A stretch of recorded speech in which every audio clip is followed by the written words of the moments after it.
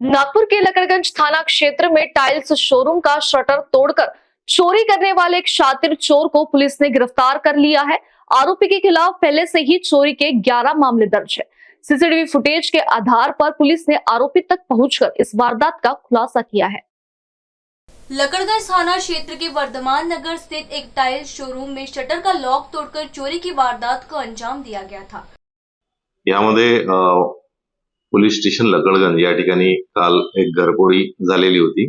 त्यामध्ये फिर्यादी आदित्य गौरव आर्य वय 21 वर्ष राहणार पारडी पोलीस स्टेशन पारडी या ठिकाणचे होते, परंतु त्यांचा स्मॉल फॅक्टरी एरिया वर्धमान नगर या ठिकाणी ही घरफोडी झालेली होती।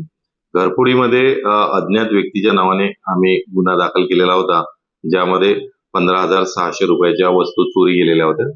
या अनुषंगाने आम्हाला जे डीबी पार्टी आहे ती आम्ही रात्री सक्रिय केली आणि त्याप्रमाणे जे घरफोडी झालेलं होतं त्या ठिकाणच्या आजूबाजूची माहिती घेतली आणि मोडस लक्षात घेता गोपनीय माहितीच्या आधारे यामधील अज्ञात जो व्यक्ती होता तो आमच्या डीबी टीम यांनी शोधून काढला आणि त्या व्यक्तीचे नाव पत्ता ओम प्रकाश पूनम लहरे वय 26 वर्ष असा मिळून आला आणि हे कळमना हद्दी मध्ये 5 झोपडा या ठिकाणचा रहिवासी आहे।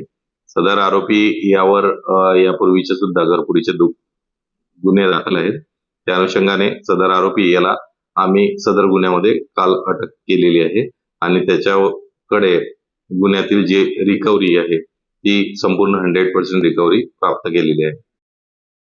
आरोपी दुकान के अंदर घुसा और ड्रॉर में रखे 2,000 रुपए नगद, करीब 12,000 रुपए कीमत के 20 पीतल के नल तथा लगभग 1,600 रुपए की ग्राइंडर मशीन सहित कुल 15,600 रुपए का सामान चोरी कर फरार हो गया।